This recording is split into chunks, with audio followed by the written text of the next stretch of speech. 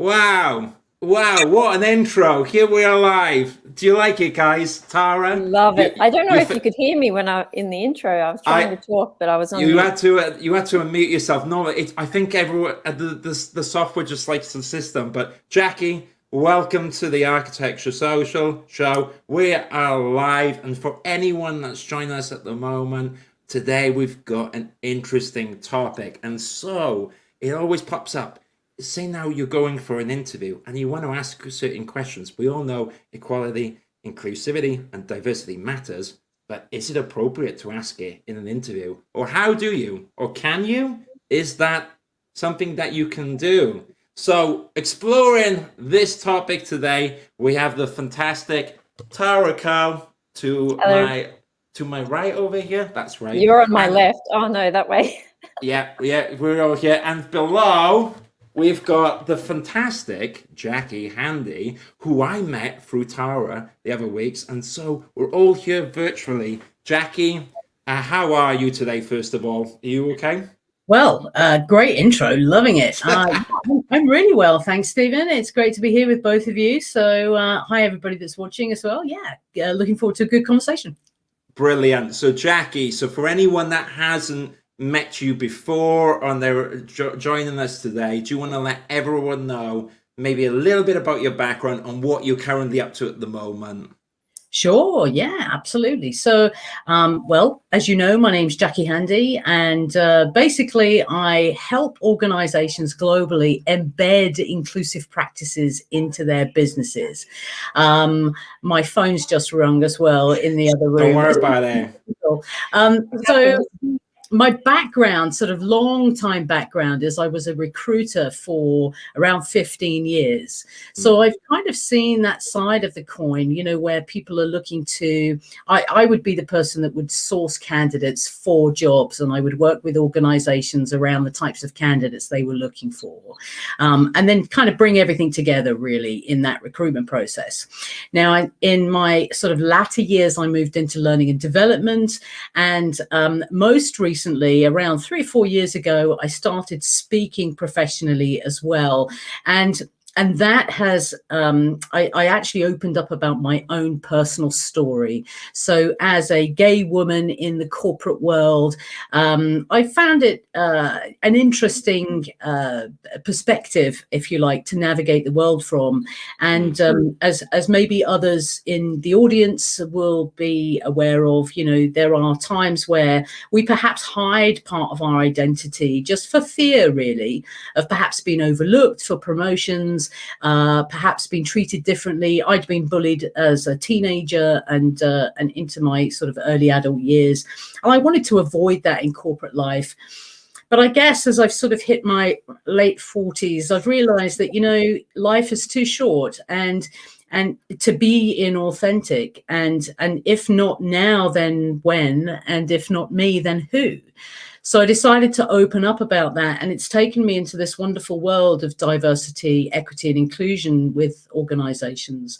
It now shapes the work that I do. As Tara knows, she and I met through Clubhouse. I run a diversity and inclusion room every Friday afternoon on Clubhouse, and it's basically what I spend my time doing. I created a book last year about the topic, and I join in with events like this one, which are really valuable, I hope, for those watching. So that's a little bit of a sort of dampened down version of why I do what I do and what I do. Amazing. Thank you so much, Jackie. So we both have a lot in common there. I resonate a lot with that. And in particular, we've also seen the weird and wonderful world of recruitment, or as I like to say, behind the scenes, sometimes in that employment world. So from looking at jobs ourselves and working with companies, it really is interesting to see it from both sides. And I think that's what's going to be really interesting and valuable. So really amazing. Thank you for that intro. And so briefly, Tara, do you want to tell everyone, if they've not met you before, what you're currently up to and why you were excited to get this conversation going, and why you were in Jackie's Clubhouse and Yeah, found it sure. interesting? Yeah, well, so as you know, I teach English to architects. So I've been focusing for the last year on working with architects. I am a landscape architect myself, so been working as a landscape architect for 15 years. And it's been something that I've really enjoyed in the last year, really understanding more about cultural diversity, being in the realm of helping people with their English. So this is why I'm excited about the conversation, because I meet a lot of people from all over the world, also wanting to know more about, you know, what aspects of their life can they share. And I think that's really important, and it's really important to me. But also, I think from my perspective, I'm also interested in other aspects of diversity as well. And coming into Jackie's room on a Friday on Clubhouse has been really great, just to hear different people's perspectives. You know, it's not just about cultural diversity, it's about people who are disabled, or their gender diversity, and sexuality, things like that. And I think these are the things that are sometimes the elephant in the room. So it's good to be in a space where we can discuss these sorts of things. So I really appreciate that room, Jackie. So thank you very much. And it's allowed us to meet and have this conversation today. So that's me in a nutshell, and that's us. Brilliant. All right. So let's just jump into it then. So to kind of set the scene here, because architecture in particular is in an interesting space right now at the moment. So a few years ago, there was light brought on issues such as the gender pay gap. So used to be a massive gender pay gap in architecture, and that's slowly being addressed as well. And at the moment, there are some topical things happening, such as unpaid overtime. And I think that actual architectural practices are beginning to realize that this is not just a tick box exercise, that there's actually a massive value to addressing these issues so that people stay with them a long time. However, but what's interesting is that I talk to a lot of people, and it seems to me, and that's why this question is interesting, that the topic itself, if anyone's interviewing an architectural practice or they're going to interviews, is almost seen as something, do you really talk about? Isn't that the employer's responsibility? Or I would say that while architecture is getting much more progressive than before, maybe there's been some old school ways, you know, in the industry. And so while it's getting there now, the interesting bit I'd like to get into today, especially when your architecture is old school, and it's a bit like sometimes use the analogy, Jackie, of architects will work long into the evening, getting buildings done, working long hours. And that's the kind of culture it comes from, where it was all about the work initially. You know, it was all about the work. The idea of benefits, you know, was kind of seen as, oh, maybe that would be something what Facebook does with, you know, with cushions and the fruit bowl. But actually now I think it's cottoned on that architectural practices need to address these things. And actually it's really, really important. And actually, to be fair, a lot of really progressive architectural practices do get it right. But to bring it back in, that's to set the scene. Over the last year or two, I've been working with a lot of people who are looking for jobs. And it's something that never gets brought up in an interview. And it would be really interesting for us all, we can open the floor now to get our thoughts on that and how important it is, or if it is appropriate to ask these questions when in an interview. I mean, what do you think, Jackie, about the subject of, can you ask about equality and inclusivity in an interview if you're being interviewed as the candidate? Okay, so here's the thing. You can ask what the hell you like in an interview. Good answer. Yes. It's your interview as much as it is the interviewer's interview, right? So I would say that if there are recruiters in architecture, or indeed anywhere, that are watching this, I would say, to answer your question, or rather that statement around, you know, should it be brought up? I think actually it is becoming more and more an important part of organizational culture. And you're right, you know, perhaps we don't hear it mentioned that often by the interviewer. So, you know, first things first, I would say organizations can and should be doing more to not just do the bare minimum. As you say, you know, tick box exercises don't solve any global problems or systemic problems in our society. So there needs to be much more of a commitment to a long-term solutions, and as I talk about, those consistent small steps forward to progress for everybody in that organization. So much so that when it comes to attracting talent and recruiting talent, and indeed onboarding and retaining that talent in their business, it's all a natural, holistic part of how that business operates. And so it would be therefore then quite natural for that organization to bring it up, or at least reference it in the interview, in the same way perhaps they would reference their organizational mission, vision, and values. Now, from a candidate perspective then, well, I would first of all suggest, well, as with any element of the candidate experience, I would hope that candidates would be researching the organizations that they're about to be interviewed with. And I would say, well, if diversity, equity, and inclusion is important to you, ask yourself firstly why, because you may get that as a kind of counter question response from your interviewer. If you start asking about, how diverse and inclusive is this organization, the interviewer might say, well, what is it that interests you in relation to that? So you need to be able to answer that. So rather than just saying, well, I'm just seeing if you're doing the right thing, maybe think about something that, why is it really important to you and the organization that you're choosing to work with or look at an opportunity with? So I think those things are important. But in terms of then what a candidate might choose to ask, well, I would say look at the research. So when you research that organizational website, for instance, just look at what they suggest their culture is and stands for. Look at what their vision suggests they're looking to achieve, and think about, well, how does that relate? Not necessarily just to diversity, equity, and inclusion, but actually to humanity and its staff members. So in other words, and I'll pause for a minute then, but in other words, how does that organization look to personalize and humanize its values in its everyday language and behavior? Amazing. There was a lot of good stuff there, and I love that the point that you mentioned, that the interview is just as much for you as well as the company. And I think that Right.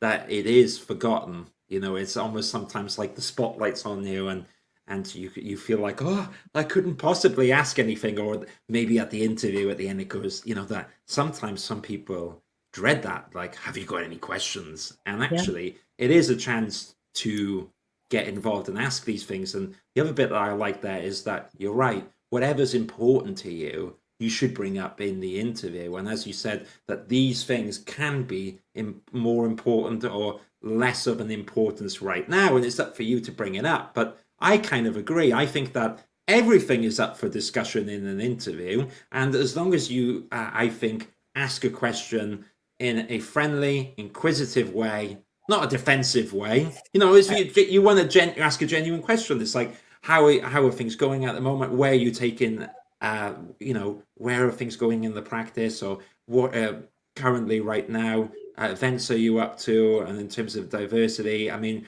what kind of architects or backgrounds are in an architecture practice? These are all great questions, rather than going like, so what is your equality and diversity? That's gonna set everyone on the wrong back foot. So it's not about the language, but what I think is important just to add as well is, I don't think that people should think that they can only really talk about this stuff if they sort of sit in one of the so-called protected characteristics boxes, a marginalized group or an underrepresented group.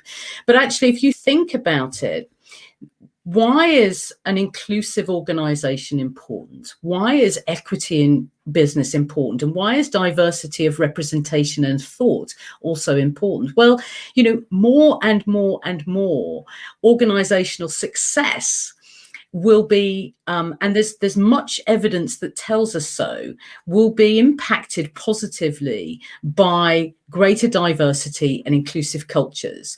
So if there is somebody looking to join an organization, presumably they're hoping to do that for the long term.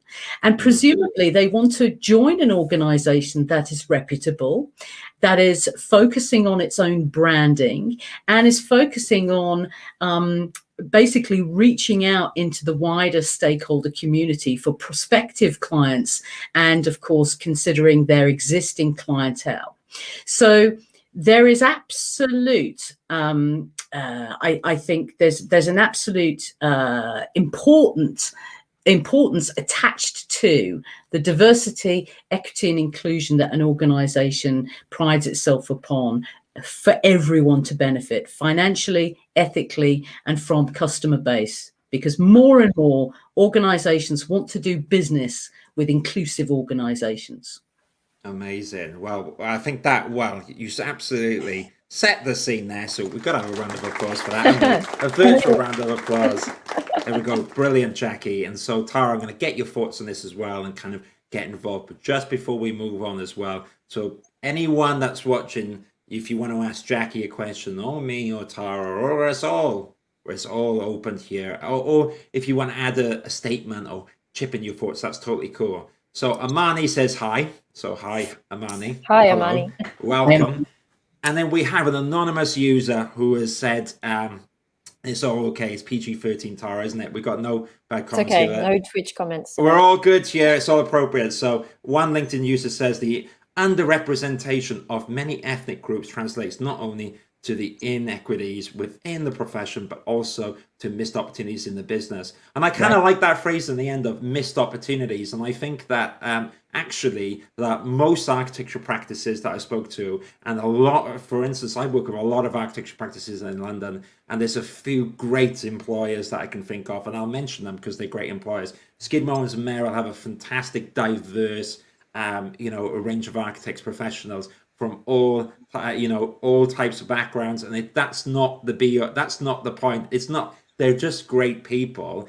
But I've heard a few of the team leaders say specifically that mixture of creative people from different walks of life adds to the je ne sais quoi of the makeup of what makes Skidmore, Owens and Merrill a great architecture practice. So, I mean, I think that statement is great. Tara or Jackie, Tara, I'm conscious that I want to get you involved. Is there any thoughts that come to your mind at the moment? And I'll read definitely. 1 or 2 comments in the short term. Sure. Thank you, Jackie. I think a lot of what you were saying is just, you've hit the nail on the head, and I think it's really important. And I think as you were talking, one thing that I was thinking is that, so with a lot of the people that I work with, for example, they might be going for a job and in an English-speaking country, and they may notice certain things or differences between where they've come from and where they are. And so one thing that I try to do with them is to ask them about what those differences are. What does it mean to you, and how does that translate? So particularly working with architects, I might say, what do you notice about urban developments in Brazil? So I have lots of Brazilian students compared to Australia. And what does that mean to you? Because sometimes they're not necessarily open to share that, or they're afraid to share these things. And I think it's important to be able to do that. So one thing that I try and encourage is share that when you're talking about projects. For example, you might say, this is one thing I notice about the difference. And then you can get an understanding of how the business actually feels about those differences, or what their opinions are. And then you're welcoming them into your world a little bit, and then getting a good understanding. So I think it's really essential sometimes for some people to feel like they can share aspects of their culture. So that's one thing that I notice that comes up for me a lot. And also I have a question for you in terms of, so I have a lot of people who would say, I don't really know what to share about my culture. I feel sometimes like I don't want it to be seen as a handicap. And that happens every day. It's, my English is difficult. It's difficult for me to speak with confidence. I feel like it's holding me back, but I don't want them to feel like it's a handicap. So how could you address that in a way in an interview so that you feel supported and not like what you're bringing is a handicap? Yeah. Well, it's a great question, isn't it? And, I think it's so interesting because I know a lot of the work that both of you do is from the candidate side of things, if you like. So I really think that the organizations themselves really have got a lot to not answer for, but a big part to play in this journey that candidates experience, because there is so much talent across the globe. And especially perhaps, although I don't profess to be an expert in the architecture space, but, I can imagine great architects are pretty tough to come by, right? But they're going to be highly talented, well-educated individuals who have worked to perfect their craft, right? And so, and they will have done that in whatever language they have done that in, right? And I think that organizations really should be thinking about ways to proactively, you hear me talk about proactive a lot, but proactively look to address either linguistic challenges or indeed any other element of diversity that could create or be perceived to create barriers, right? So I give you a great example here. A colleague of mine who is a wheelchair user will often say, and I think she's absolutely right when she does, that, she is not disabled. It is society that disables her. Right. So in other words, it is the barriers, those barriers that many of us don't see because we have able-bodied privilege, perhaps, that limit her progress in the world, not her. Right. Because she has quite happily worked to live with her uniqueness, if you like, and it is the outside world, if you like, that hinders her progress. So let's just flip that coin back to people who perhaps for them English is not a first language. If the employer firstly understands that at early stages, right, then the employer should take some ownership about perhaps the pace at which they speak, the time they allow for the individual to not only comprehend the question, but of course that inner translation that's going on, and then the thought that goes on because the individual wants to give a great response, right? So if the interviewer can take the time to give permission for time, that's great. And then for the candidate, who of course will naturally be doing that, to be able to say just simply, please bear with me, I'm digesting your question, or I'm thinking about your question in order that I can give you the best example. And I say to people listening, get comfortable with the silence. You don't want a long, drawn out pause, of course, but give yourself permission to think about a well thought through response that you feel comfortable in articulating, rather than feel compelled to answer immediately because of the fear of silence, and actually then fail to present yourself and your great qualities at their best. Does that answer your question a little? Yeah, absolutely. I think the one thing that you were talking about too, which I think is good, is allowing yourself the time to say, yeah, I need a bit more time, or allowing yourself to say that, and that's okay, because often people are afraid to say that. I don't want to be seen as weak or not as good as other people. So I think that's a really good point. So great advice. I think it's really important. Personally, I think that it doesn't matter whether English is or is not your first language. I do think that everyone should take a moment to just digest any question that they're asked in order to then give their best response. So I don't see that as, segregating people for whom English is not their first language against those for English is. That makes sense. Amazing. Look, I think that's great. We've actually found out now. So Vaughn Harris is actually the anonymous person who I know, and so Jackie, Vaughn is the bear in the bin, and I've known him for quite some time. Vaughn, you're gonna have to check your settings. Unfortunately, I do not know how to fix your computer, but I am glad you brought that to the chat, and I think it's great. Alicia's dropped us a little note as well saying, hi, I have found that a number of companies have the right values when you ask and they promote them on their website, etc. But when you work for them, it's a different story. And there's no transparency or ability to question it without jeopardizing your job. Now that's a tricky situation, and we'll all jump into that now. But what was interesting, Jackie, when you were talking, I'm thinking about what Vaughn said about missed opportunity. It's so interesting, isn't it, that I think that maybe an employer, as you say, who's worried about, oh, I need to be ethical, I need to be inclusive, and I need to, it's that tick box exercise. It's actually a massive missed opportunity, because to embrace it creates opportunity, because I found that human beings, if we all have an understanding between us and you're accepting of everyone's situation, you're more likely to pull together, you're more likely to have teamwork, you're more likely to have camaraderie, and people are more likely, if you run a practice and you're accepting and you're inclusive of others, people are going to stick with you during the difficult times, because it's that human thing. Whereas I think that, and what I've seen, little examples before, so a literal example would have been that I've seen people that maybe they have responsibilities, maybe they have a family, and because they're a single mother, they've not been able to go to a 9-to-6 job, when actually, and then so the employer will look for that. Whereas if you hire this fantastic mother who's super smart,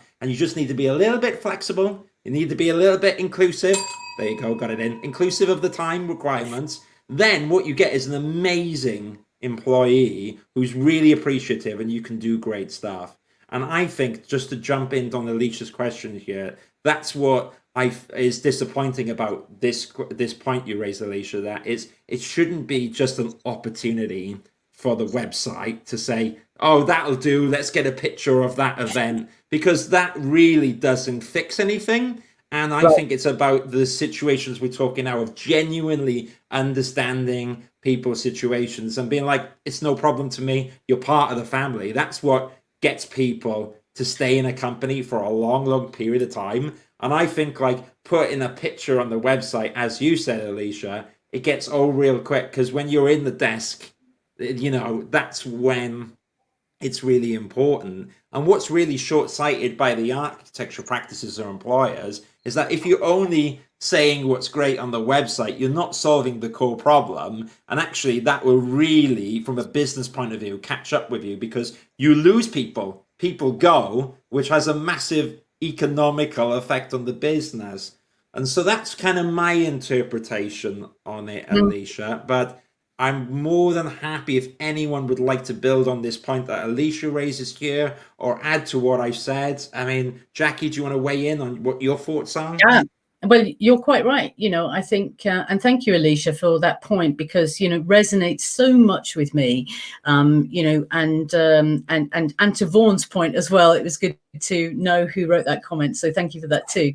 I went a lot of the time, the start of the journey that I take organizations on in terms of embedding inclusive practices into their organization is to really uncover how diversity and inclusion aligns with their organizational values. So in other words, how are they really looking to bring inclusion to life through those values? We often see, don't we, organizations professing, honesty and integrity and teamwork and passion and all those kind of buzzwords, really. But what does it really mean? And so I think that this gives a wonderful question for any candidate to ask, in that, I notice, for example, when I was researching your organization, that some of your values are X, Y, and Z. So there you've already just demonstrated there that you've researched. Yeah, simple way of doing that. So tell me how those values come to life in terms of the way in which you look to proactively include different people in the organization. Because the way I see it, inclusion and the feelings, if you like, the human feelings that come with inclusion and feeling included, feeling like you belong, they very much echo Maslow's hierarchy of needs, which, if people have heard of that, is the layers that we, the kind of motivational layers that we go through as human beings until we get to a fulfillment phase. And it's known as self-actualization in Maslow's terms. But some of those key layers that we go through is that we want to feel safe. We want to feel valued for our contribution, and we want to feel like we belong. And so those are fundamental for our fulfillment. And so, to Alicia's point, so many people go in and the reality does not match the promise, and it feels inauthentic, because cultures are not about lists of values. Cultures are about the day-to-day language and behavior of the employees, and explicitly as well the leadership teams in organizations. And you know, as I often say to people, we copy what we see every day, right? So you can turn around and say, oh, we stand for this and our values mean that, but it is the behavior and the language of every employee within that organization that ultimately shapes its culture. So what could you do, and I'll keep this brief now, but what could you do as a candidate to see, well, is the reality the same as the promise for this company or not? My advice actually would be to do some digging on LinkedIn and look for people who have previously worked for the organization, and reach out to them and ask them what their experience was like. And you can then ask those questions that you may feel less comfortable asking in that interview. Now, bear in mind, of course, that there may be some slightly disgruntled people that have left the organization or whatever, but it's worth an ask, because you're going to get, rather than places like Glassdoor, where you either get sort of 5-star everything's wonderful from people who are still there, or it's a terrible place to work from the disgruntled people that have left, you are perhaps more likely to have that one-to-one personalized experiential testimonial from some of the people that perhaps worked there before. And you can get a sense of what their progression was and, of course, what their experience was. That's just an idea.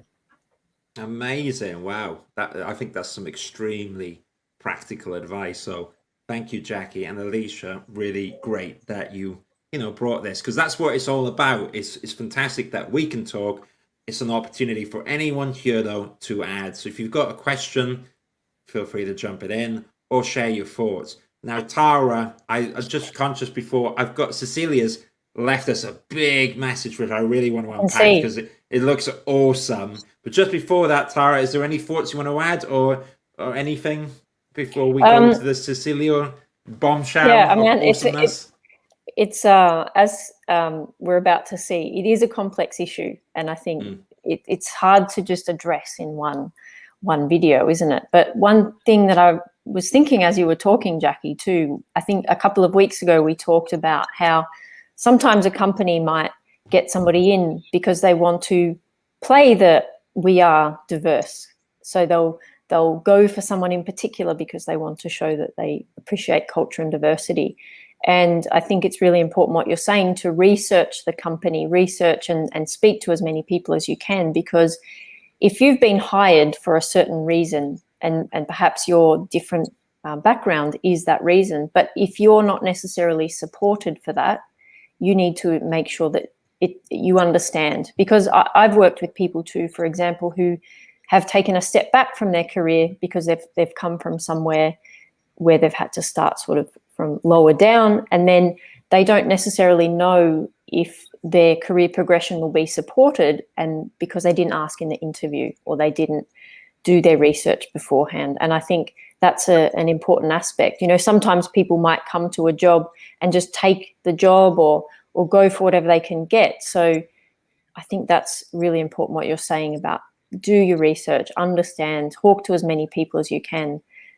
Maybe if it's somebody in a similar situation from a similar culture, understand what their experience is as well. And the other thing that I was thinking about too is a lot, particularly if you have very diverse teams, the ways that we all communicate are so different. We have different tendencies in cultures. So I often talk about the book, The Culture Map by Erin Meyer. And I think this has really helped me understand so much more and appreciate the value of the different ways that people communicate. And, you know, some cultures are more explicit, some are less explicit. And so this is also an important aspect to remember. So that's all I wanted to add. I think, you know, you've really covered a lot of things. It's really great.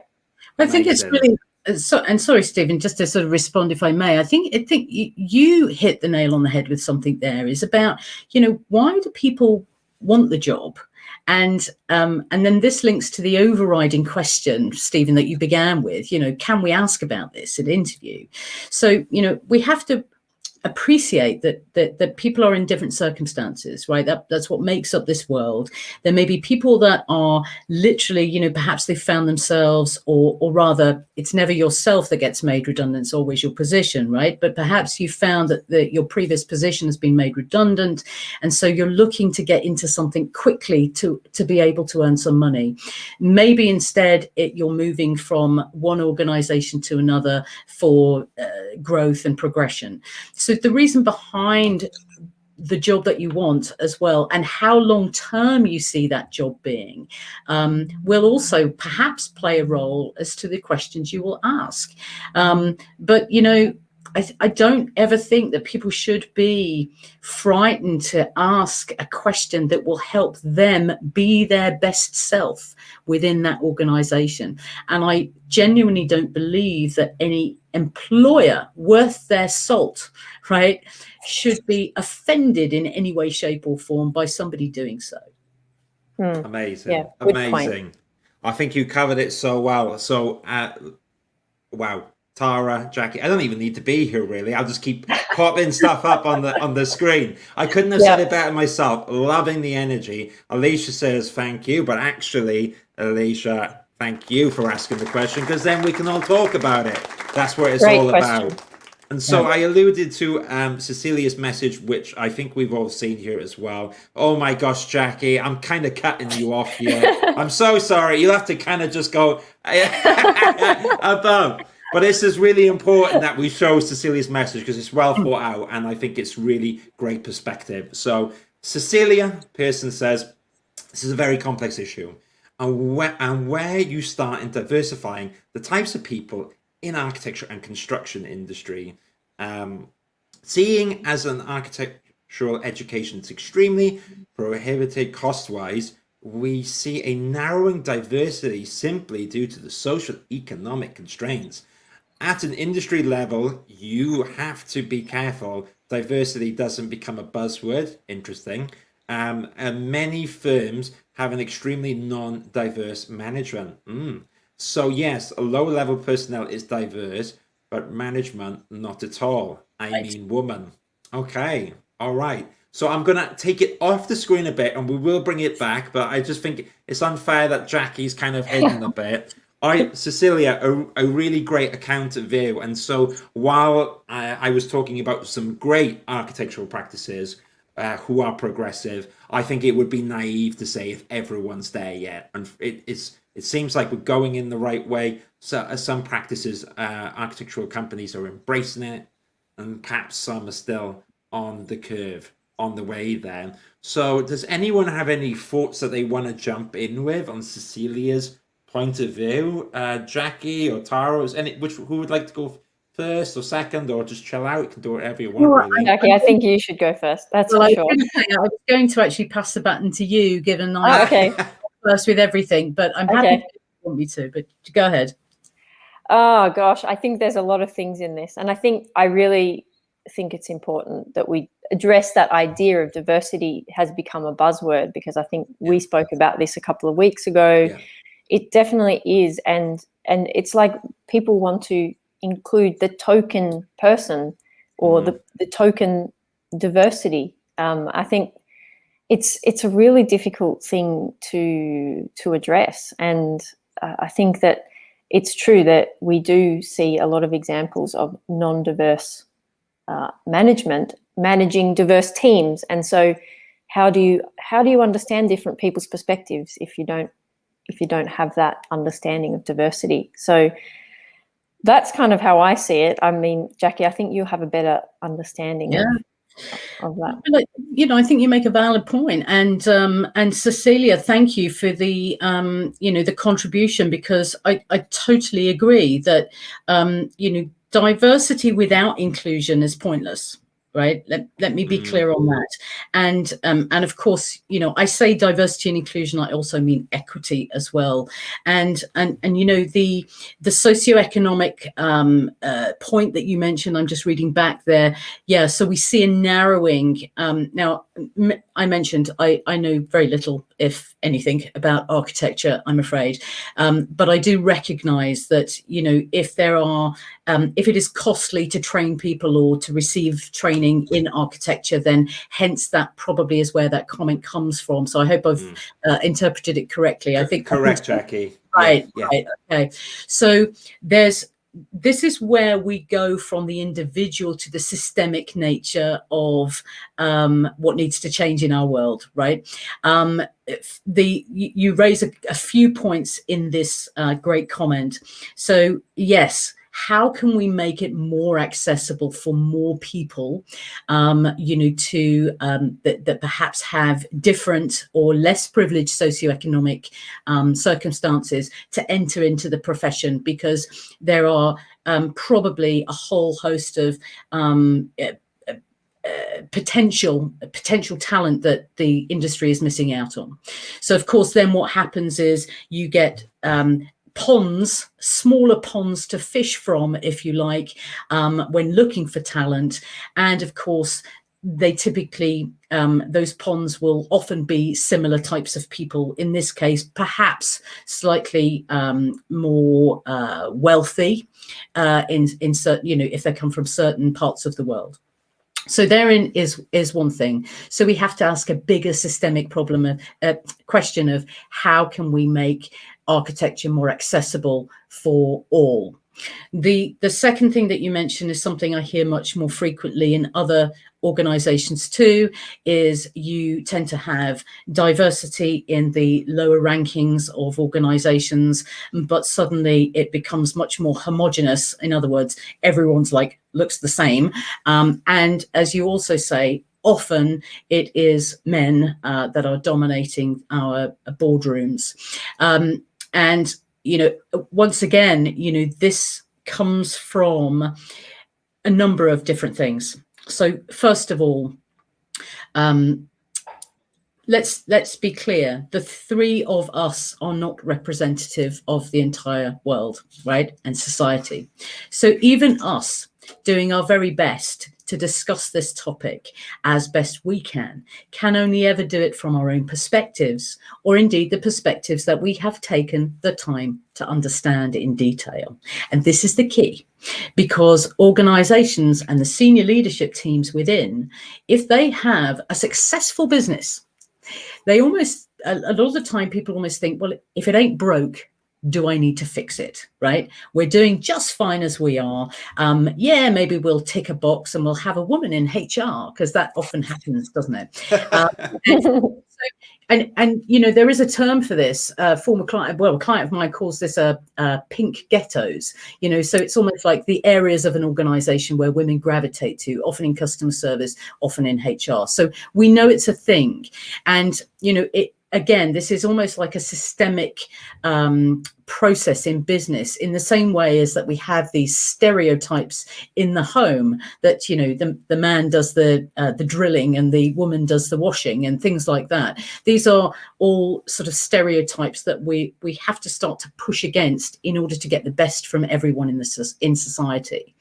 So we can't do that if leadership teams don't take the time to understand not just what sits in each diversity box, if you like, in those marginalized, underrepresented groups, but actually we need to take time to understand every human being to the left and to the right of us, recognizing that there are component parts to identity that cross over.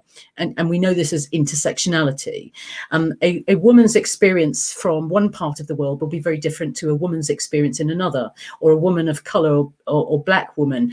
That will be a different experience, or a lesbian woman or a disabled woman, and so forth. So there are those component parts of identity that shape our experience, as I like to call it. As you can see, my map. We all have that unique map of the world, which shapes our experience and our belief systems and our personal values.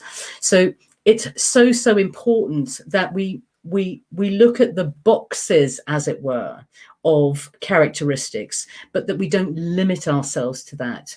And so people like me are doing our best to help senior teams, which are often male dominated, to fully appreciate not just the ethical nature of diversity, equity and inclusion, and I put the emphasis on equity and inclusion here, but also the business case for it, because we have to really get under the skin of what's important to people in a business, and enough so that will encourage change.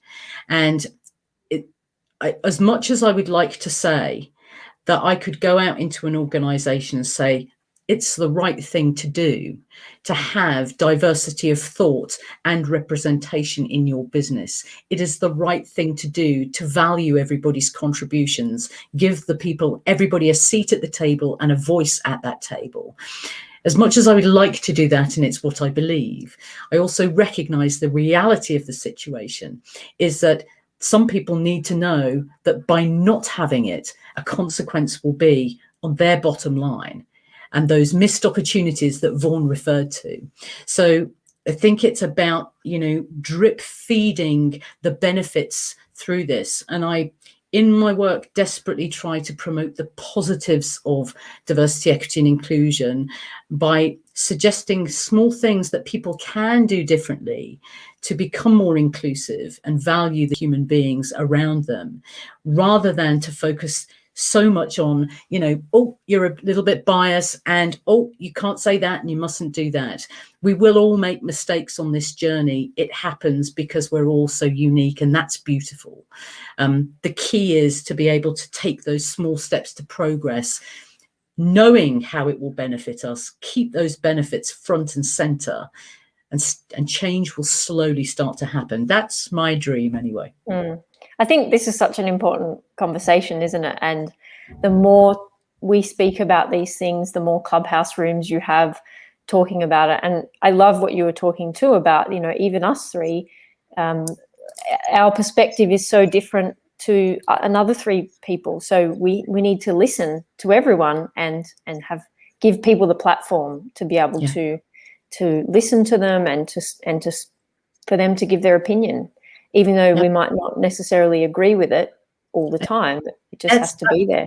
That is so important to remember as well. So thank you for prompting me on that, because, we don't necessarily have to agree with somebody's lifestyle or map of the world, their values, their belief systems, in order to be able to respect it and in order to be able to include it in the wider mix.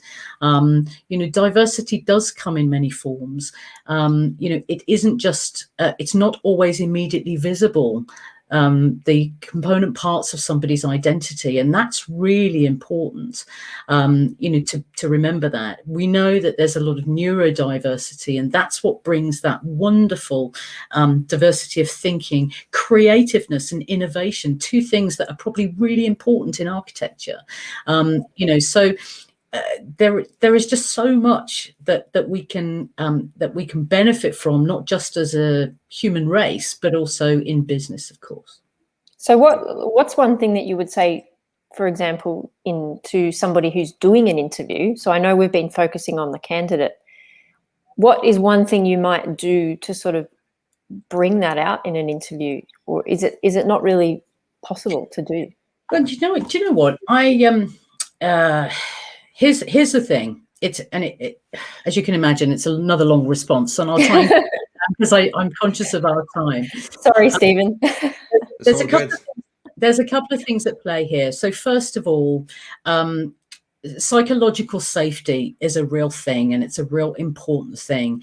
And psychological safety is as good a reference as the Erin Meyer culture map that you referenced earlier.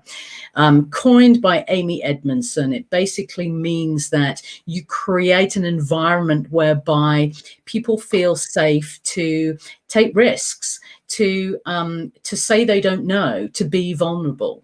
But in order to create that psychologically safe environment, it often needs that person to be vulnerable first, to say they don't know first. So from an interviewer perspective, one of the things that they could do is to be able to say to the person in front of them, look, often people think about, so actually preempt the question. Often people wonder, will I feel included in an organization? And in fact, the interviewer might say, I felt like that myself, actually. The interviewer might choose to share a little to the levels that they are comfortable of their own identity, in order to then hopefully, and this is the intention, get reciprocation from the person in front of them. So again, it's about proactively encouraging that psychologically safe space. And then finally, the second thing would be that I actually believe that employers should change the way they interview. Right. And attract people into their workplace. I think a lot of the essential questions don't get answered until answered until later in the process. And I actually think that if organizations, again, proactively changed the way they encourage people to apply for jobs by, for example, so rather than just saying we actively encourage applications from this, that, and the other section of society, which is a good start.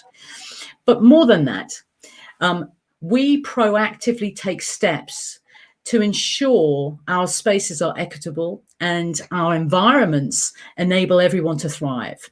So if you need to be in a quiet space to work at your best, if you need flexible working to be at your best, if you need a darker room to be at your best, if you need time to respond to be at your best, tell us, and we will actively seek ways to accommodate that, and or if there's something else.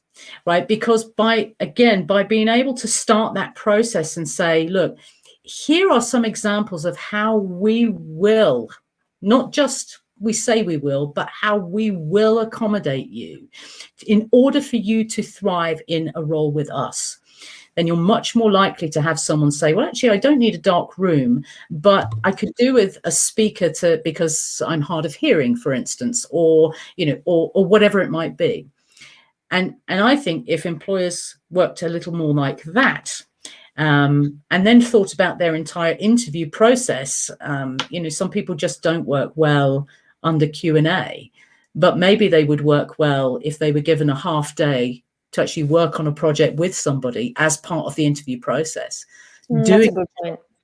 Doing the job rather than actually just answering questions about how they would do the job. Maybe that's the way the whole thing needs to change. You can tell I have a lot to say on it, but there we go. That's a little answer.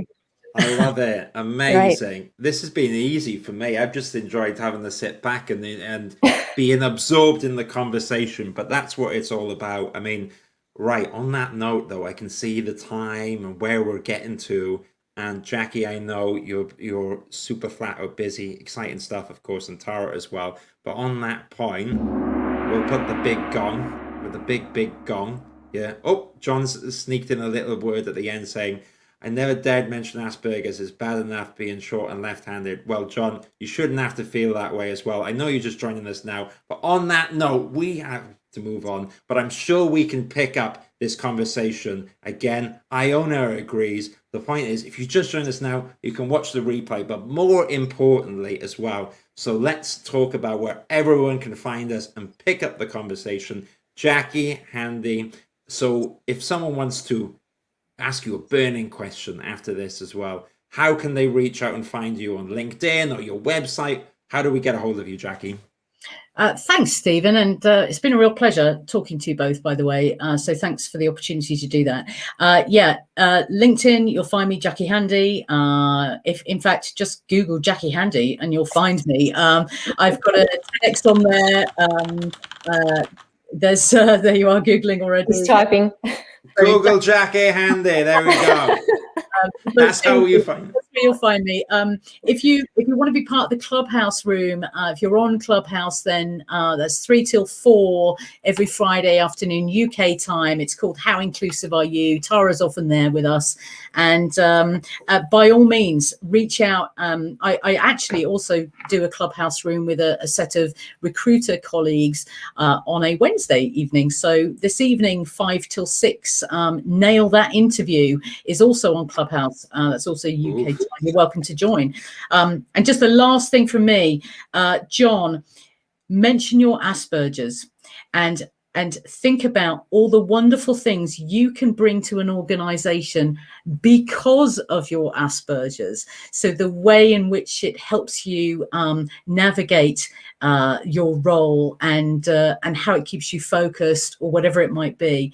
And of course, let's also remember, and this is to everyone, if an organization doesn't know what we need, then how can they help us to thrive? Amazing. Absolute pleasure, Amazing. Jackie. You've been a fresh breath of air on here. I mean, it's been great to talk about this topic and dive into it. You're right. We can't. It's a topic which we can discuss at great length. However, I think this was a great overview, and hopefully, it's given people a lot of thought. And we tackled the question: can you ask about these things? And the answer is, of course, you can. Yes. So you can do. All right. On that note, Tara at ArchiEnglish, I've got a shortcut as well. I can say, so find Tara, Google ArchiEnglish. I like Jackie. Or Tara Cull.